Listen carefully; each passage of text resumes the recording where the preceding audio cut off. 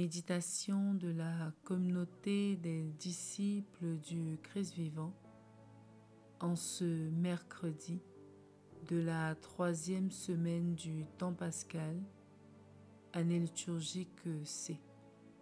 Première lecture. Lecture du livre des Actes des Apôtres au chapitre 8, versets 1b à 8. Le jour de la mort d'Étienne, éclata une violente persécution contre l'église de Jérusalem.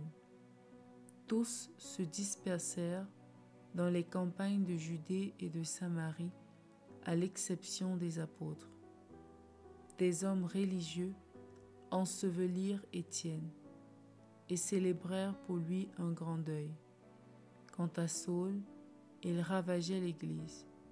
Il pénétrait dans les maisons pour en arracher hommes et femmes et les jeter en prison.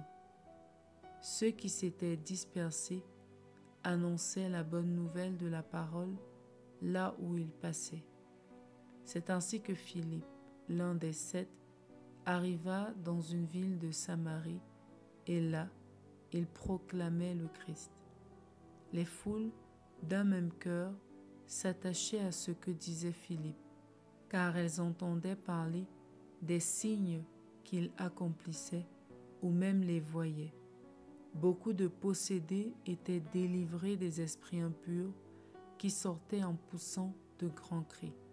Beaucoup de paralysés et de boiteux furent guéris, et il y eut dans cette ville une grande joie. Parole du Seigneur.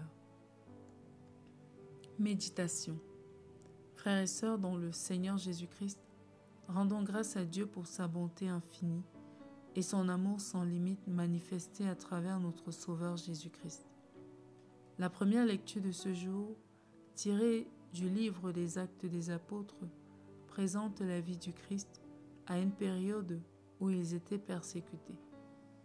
Après la mort d'Étienne, les disciples ont subi une grande persécution et se sont dispersés.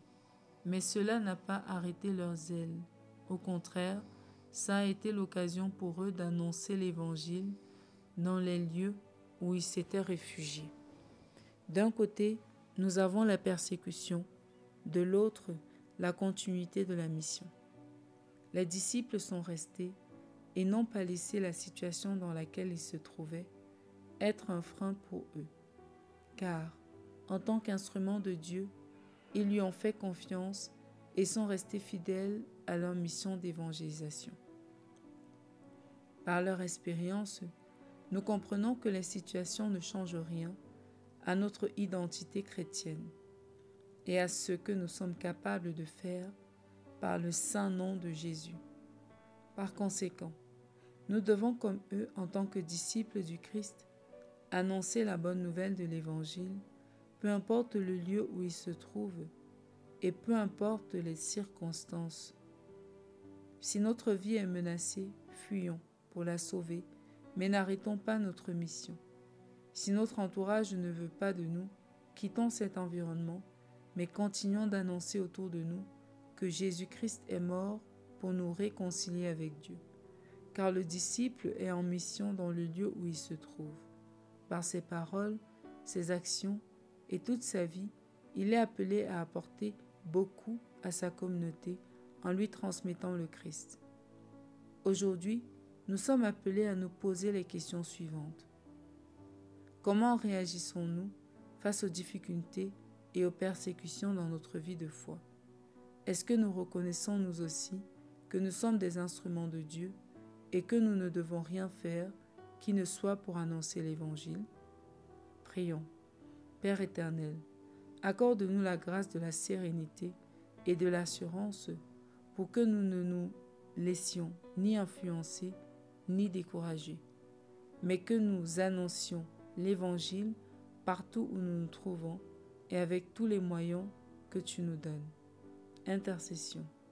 Nous te prions pour tous les chrétiens qui, à cause des persécutions, ont perdu leur ferveur. Que le Christ ranime le zèle pour l'Évangile dans leur cœur et fortifie tous les siens qui font face aux persécutions, afin que malgré les circonstances, ils trouvent leur joie dans la parole de Dieu. Maman Marie, Mère des persécutés, intercède pour nous. Exercice spirituel. Quelles circonstances extérieures nous font peur ou nous influencent? Confions-les au Seigneur et demandons-lui la grâce d'être des chrétiens courageux qui ne fléchissent pas devant l'adversité. Loué soit Jésus-Christ à jamais. Méditation rédigée par BBC Stéphanie de la communauté des disciples du Christ vivant.